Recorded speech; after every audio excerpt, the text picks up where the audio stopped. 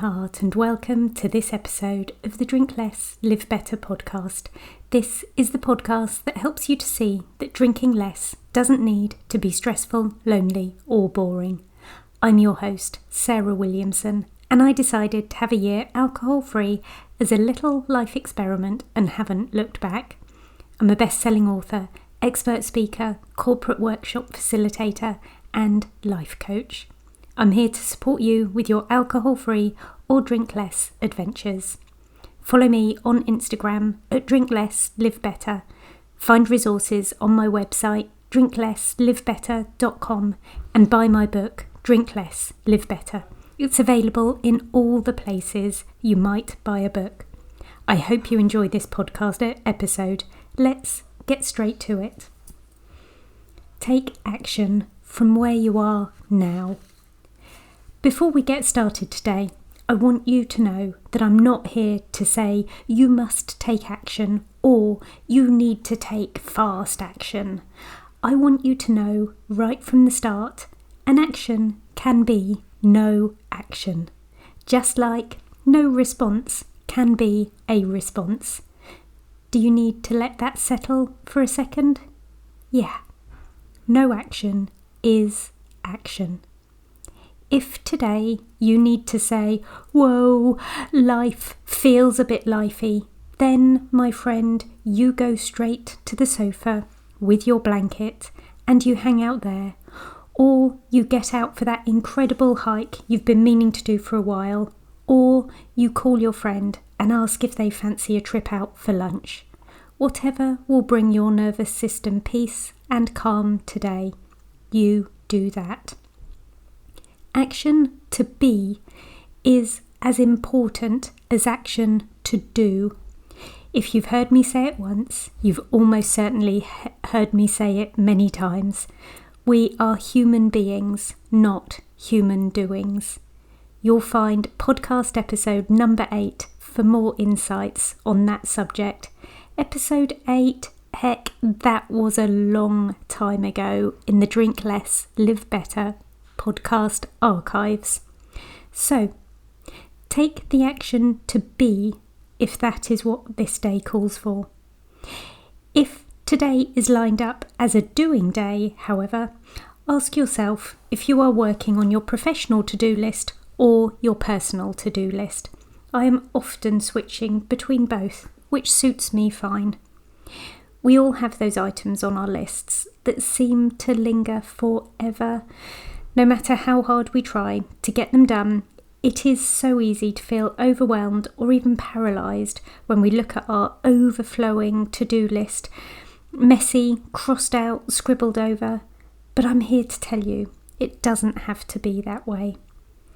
When I have a lot of items I'd like to get done, I write them all out and then cross off those that might not now seem so urgent. I also take some items and write them into future dates in my diary, so I don't forget them, but they're also out of sight and out of my mind. I also have a folder under my desk called the Idea Car Park. I stick notes in here of things that might distract me now, but I might like to come back to one day. Side note, things that go in the car park tend to stay in the car park.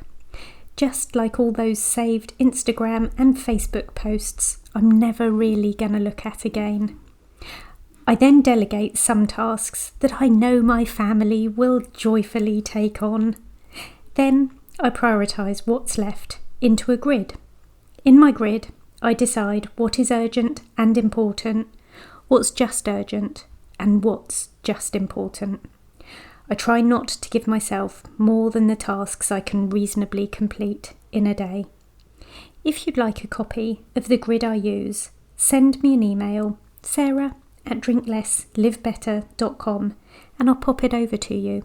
Or, if you've got my book, you'll find it printed in there.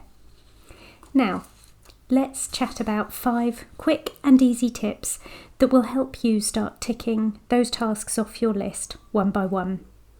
Tip number 1, break it down. You now know what is urgent and important, but one of the biggest reasons we struggle to take action is that the tasks on our list feel too big or too daunting. So the first thing I recommend is to break those bigger tasks down into smaller, more manageable steps. Don't think about completing the whole project. Just focus on the very next, smallest action you can take. I never write podcast on the list. I write script podcast, set up tech for podcast, record podcast, edit, add intro and outro music, transcribe it, load to hosting platform, and publish podcasts. These are the real actions. Let's be realistic about what one task takes. Tip number 2, set a timer. Sometimes we need a little bit of structure and accountability. Try setting a timer for just 15 or 20 minutes and commit to working solely on one task during that time. You'd be amazed at how much you can get done when you have a little ticking clock pushing you forward. Tip 3, batch your tasks. Another helpful strategy is putting all of the similar tasks together. For example, you might have a load of emails to respond to or some online research to do. Instead of tackling those things sporadically throughout the day, set aside a dedicated set of time and get through them all at once.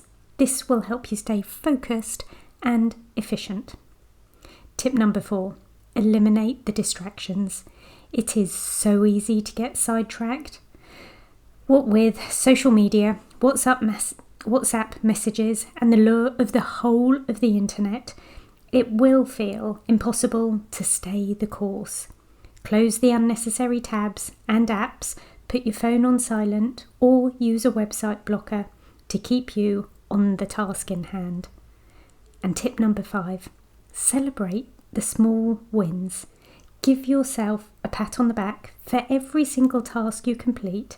Have that dopamine hit, cross that task out, and either fist pump or make another cup of tea.